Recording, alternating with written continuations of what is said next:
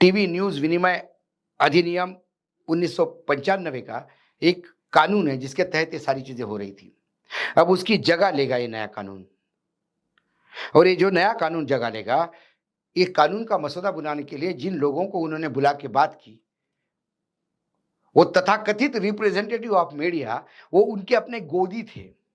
जो basic stake holders है, influencer, YouTubers, इनका कोई इनको तवज्जो नहीं दी गई जब ये मसौदा तैयार किया जा रहा था। और ये मसौदा जो बना है, ये इन्हीं सोशल मीडिया के लिए बना है, क्योंकि उनको लगता है कि ये सोशल मीडिया निगेटिव खबरें देता है। सरकार की गलतियां उजागर करना निगेटिव खबरें हैं। सरकार के झूठ को लोगों के सामने लाना निगेटिव खबरें हैं। सरकार के भ्रष्टाचार को उजागर करना निगेटिव खबरें हैं। सरकार के बैठे हुए व्याभिचारियों के चेहरे से मुखौटा उतारना, ये नेगेटिव खबरें हैं। और इसी के चलते जब सरकार ने अखबार और न्यूज चैनलों पे अपनी जुगाड़ करके उनको गोदी बना लिया, ये जो छूटा हुआ अंकुश है, इसको कब्जे में लाने के लिए एक नया बिल लाया जा रहा है। उसके बाद यूट्यूब भी बंद होंगे, उसके बाद इंस्टाग्राम पे भी बोला जाएगा। लेकिन फ्रीडम ऑफ एक्सप्रेशन, ये अधिकार संविधान ने दिया है। ये सरकार संविधान को माने न माने, हमारे जैसे पत्रकार न्यूज लॉन्चर पे हमेशा संविधान की रक्षा करते रहेंगे। यूट्यूब बंद होगा तो कई और फॉर्मेट खुलेंगे। इस देश की धरती पे बात नहीं होगी तो किसी और जगह से बात होगी। लेकिन इस सरकार को मनमानी नहीं की जाने देगी। आज स्पीकर साहब ने तो कहा कि फ्रीडम ऑफ प्रेस रहेगा, लेकिन क्या किसी को पिंजरे में बंद करके? क्या चंद अखबार पत्रकार जो संघ की शाखा से उठ के यहां आए हैं और एक विचारधारा को डिफेंड करने के लिए लगे रहते हैं, क्या उन्हीं के लिए फ्रीडम ऑफ स्पीच होगा? फ्रीडम ऑफ स्पीच उस सिर्फ एनडीए के मेंबर्स के लिए होगा? क्या विपक्ष के लिए कोई जगह नहीं? क्या सरकार की गलतियां उजागर करने वालों की कोई जगह नहीं?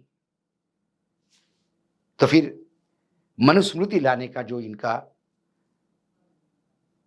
प्रयास था 370 पार के बाद, क्या उसको पिछले दरवाजे से इस हिसाब से लाने जा रहे थे?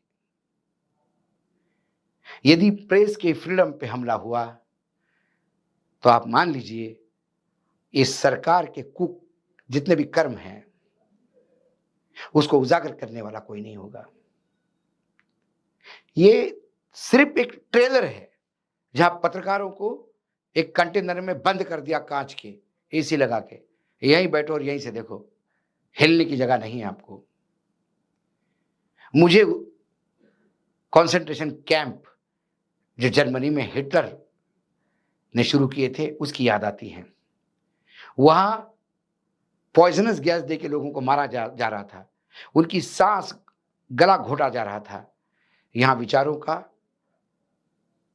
और अभिव्यक्ति का गला घोटा जा रहा है, तो जगह तो वही है। एसी लगा हुआ है लेकिन विचार नहीं प्रकट कर सकते, बात नहीं कर सकते, मिल नहीं सकते। तो कुल मिलाकर आज इस इशू को उठा के पूरी तरह से जब सदन में घेरा और बीजेपी वाले जब हो हल्ला करने लगे, तब स्पीकर महोदय कहते कि आप चिंता मत करो, मुझसे बात कर रहे हैं, मैं सक्षम हूं जवाब देने में। हमारे स्पीकर महोदय स्पीकर कब रहे, वो हमेशा सत्ता पक्ष के स्पोक्स पर्सन बन के ही काम करते हैं, कम से कम ऐसा तो लगता है। इसलिए इमरजेंसी पे खुल के बात होती है, नोटबंदी पे मना किया जाता है। जवाहरलाल नेहरू पे खुल के बात होती है, ममता का नाम वर्जित है। किसान यदि पार्लियामेंट के प्रीमाइसिस में बाइट देते हैं तो कानून का उल्लंघन है। लेकिन हमारी हीरोइन है बॉलीवुड की, यदि वो अंदर आके बाइट देती है, जैसा उद्घाटन के समय हो गया था सदन के, तो वो जायज है। जायज और नाजायज कुछ नहीं होता। जो उन्हें अच्छा लगा वो जायज है, जो उन्हें अच्छा नहीं लगा वो नाजायज है।